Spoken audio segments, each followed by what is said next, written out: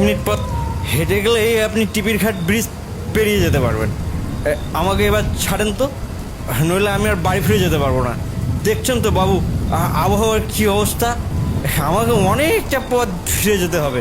সত্যি অনেক সাহায্য করেছেন, এখন ওনাকেও আমার মানবিকতার দিক থেকে ছেড়ে দেওয়া উচিত। তাকে পুরো টাকাটাই দিয়ে ছেড়ে দিলাম। আমি লাগেজগুলো নিয়ে রীতিমতো ব্রিজের সামনে এসে দেখি, এ কি, এ তো পুরো ব্রিজ ভেঙে পড়ে আছে ঝড়ে। আমি আর কি আজ বাড়ি পৌঁছতে পারবো না?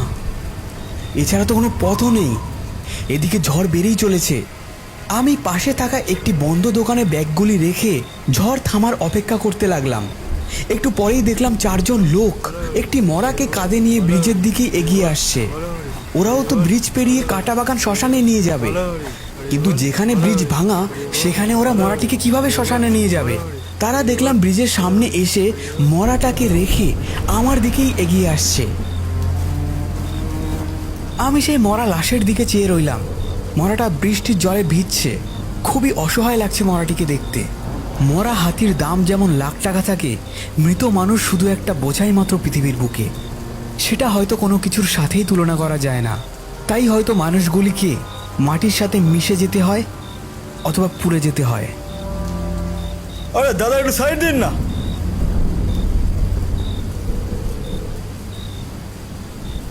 সত্যি বুড়োটা মরার টাইম পেল না, এই ঝড় বদলের দিনেই মরতে হলো। আরে মানুষের মৃত্যু কি সব বলে কই আসে? সব কপাল রে ভাই, সব কপাল। ওই দেখ, এই নৌকা নিয়ে একজন এদিকে আসছে। ওনাকে চল বলি যেন আমাদের কাঁটাবাগান শ্মশানে দিয়ে আসে।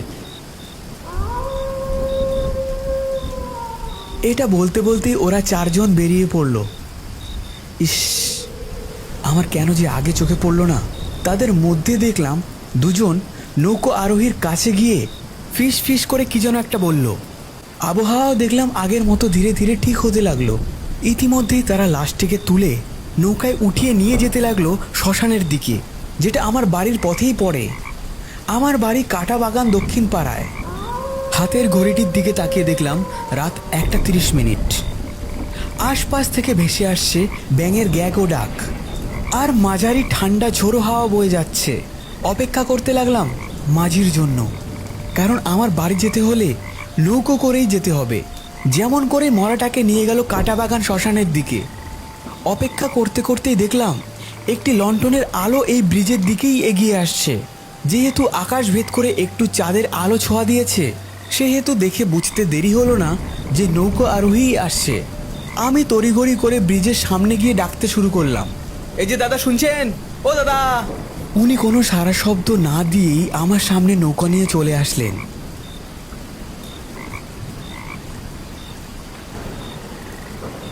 বলছিলাম, কাঁটাবাগান দক্ষিণ পাড়ায় আমার বাড়ি, ব্রিজের ওপাশে। আমাকে একটু নামিয়ে দিয়ে আসতে পারবেন? এখান থেকে মাত্র 15 মিনিটেরই পথ। আপনাকে 200 টাকা দিতে পারবো।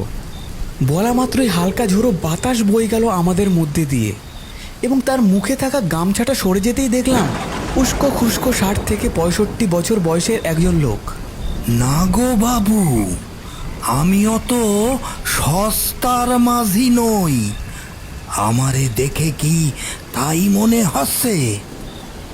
আমি একজন শিকারী, শিকার করতে বেরিয়েছি।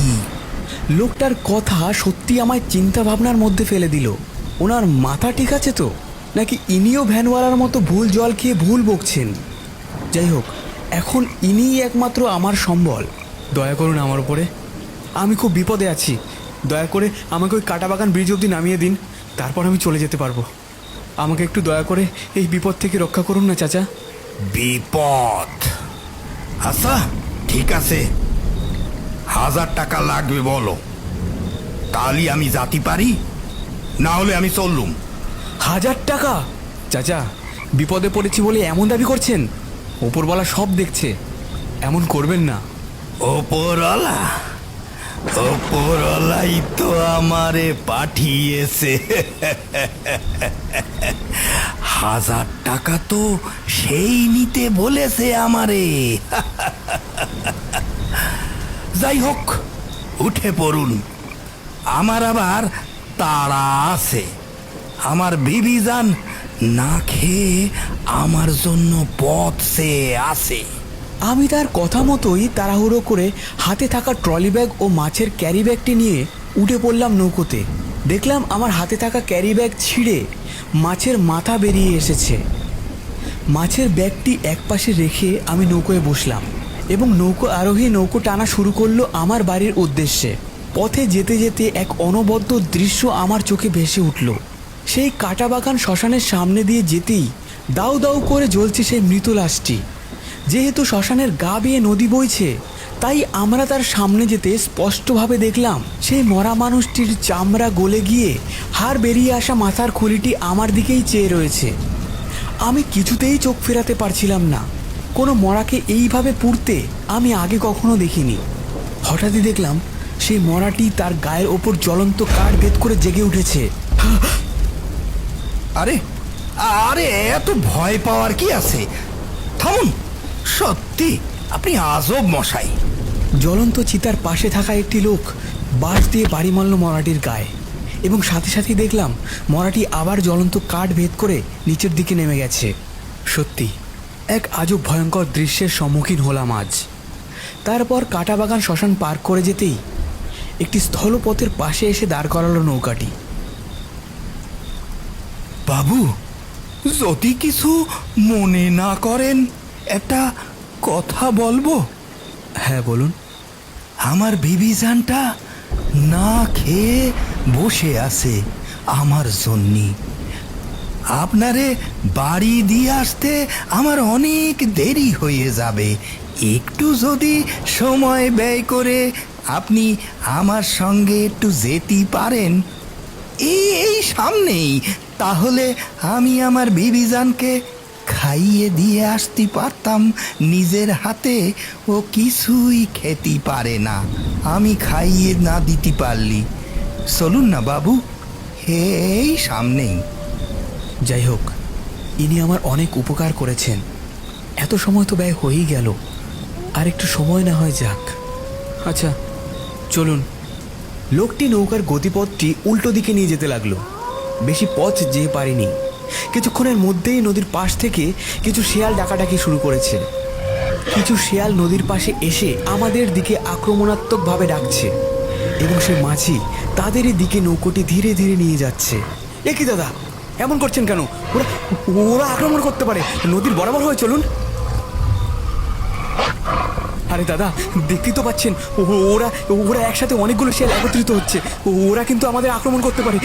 একটু ভালো করে চলুন না দাদা। আমার কথায় কোনো কানে দিল না সে, উল্টে আমাকে ধমক দিয়ে বলল, আরে বাবু, দেখে তো মনে হয় 30 বছর বয়স। 3 বছর বাচ্চা ছেলের মতো আচরণ করছেন কেন? হঠাৎ তার পাশ থেকে একটি বড় কোচ হাতে নিয়েই ঘুরিয়ে আক্রমণাত্মক শিয়ালের দিকে ছুঁড়ে মারল।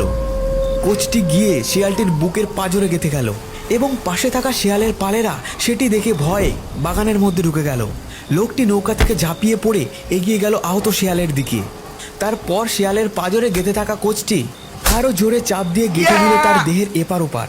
ছটপট করতে করতে শিয়ালটি মৃতপ্রায় অবস্থায় পড়ে রয়েছে। লোকটি কোচটি বার করে দূরে থাকা শিয়ালগুলির দিকে দৌড়ে গেল। পুরো ঘটনাটি আমার চোখের সামনে ঘটছে। ঘটনাটি আমার স্বপ্নে দেখা সবথেকে ভয়ঙ্কর ঘটনাগুলির থেকেও ভয়ঙ্কর লাগছে। কিন্তু এটা যে কোনো স্বপ্ন নয়, বাস্তব রূপে রূপান্তরিত হয়েছে এবং সেটা আমার চোখের সামনেই বিদ্যমান। লোকটি আবার এসে মৃতপ্রায় শিয়ালটিকে বারবার কোচ দিয়ে আক্রমণ করে যাচ্ছে। লোকটির মুখের দিকে তাকিয়ে দেখলাম কোন এক প্রতিশোধের আগুন ফুটে উঠেছে তার চোখে মুখে। ওরা তো সামান্য একটা জীব মাত্র, ওদের সাথে আবার কিসের প্রতিশোধ? ধীরে ধীরে শিয়ালটি নড়াচড়া বন্ধ করে দিয়েছে। তারপর শিয়ালটির 2 ঠ্যাং ধরে নৌকার দিকে ছুঁড়ে মারল লোকটি। লোকটি নৌকায় উঠে পড়ার পর আমি তাকে জিজ্ঞেস করলাম, কি দাদা, আপনি মারলেন কেন? আর মেরেও নৌকা উড়ালেন কেন? বাবু, আমি না মারলে ওরা যে আমাদের মেরে ফেলতো। আর আমি তো আগেই বলেছি আমি একজন শিকারী। সে তো ঠিকই আছে, কিন্তু আপনি নৌকায় তুললেন কেন? এদের মাংস খাবো বলে। এদের না খেলে এরা যে আমাদের খেয়ে ফেলতো। শিয়ালের মাংস? অনেক মূল্যবান জিনিস, অনেক সুস্বাদু, অনেক দামি জিনিসও আমাদের কাছে। বাবু, আমরা গরিব মানুষ, আমাদের অত টাকা নেই যে দোকানে গিয়ে মাংস কিনে খাবো। আর এগুলো তো বাজারে বিক্রিও হয় না, এভাবেই মেরে খেতে হয়। না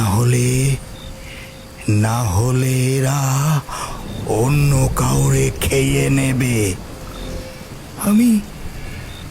আমি আরো ভালো কাজ করছি বলতে পারে না।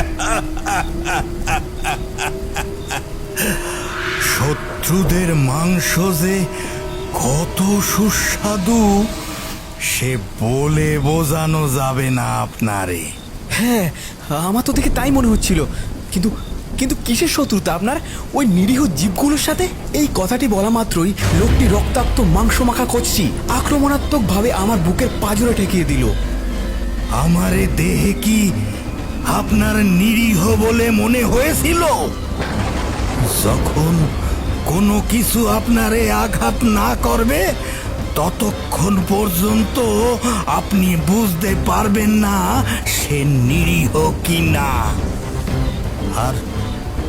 আর ওরা কতটা নিরীহ তা ওদেরকে আমি কাছ থেকে দেখেছি।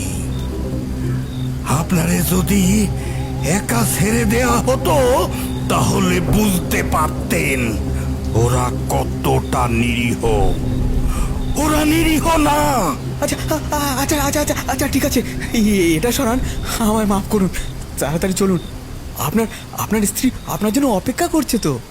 ওনার স্ত্রীর কথা বলাতে উনি শান্ত হয়ে গেলেন। তারপর আবার পুনরায় নৌকা চালানো শুরু করলেন।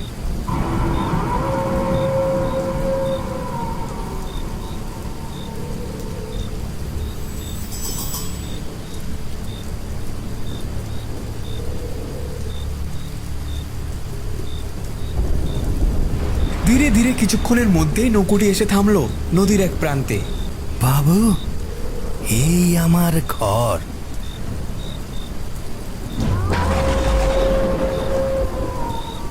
বাবু, একটা কথা বলবো?